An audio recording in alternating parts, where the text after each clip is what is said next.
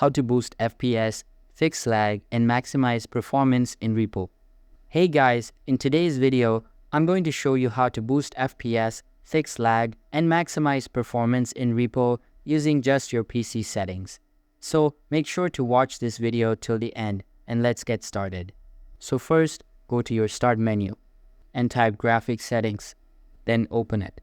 Make sure that Optimize Windows Games is turned on. If it's off, then toggle it on. Now go back and search for Game Mode Settings in the Start menu. Make sure Game Mode is enabled. This tells Windows to prioritize gaming. Now press Windows plus R. Type temp and delete all the temporary files.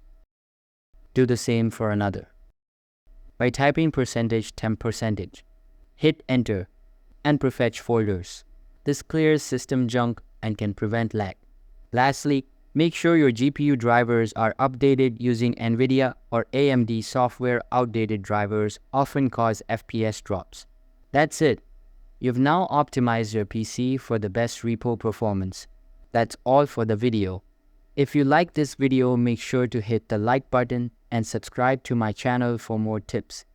See you in the next one.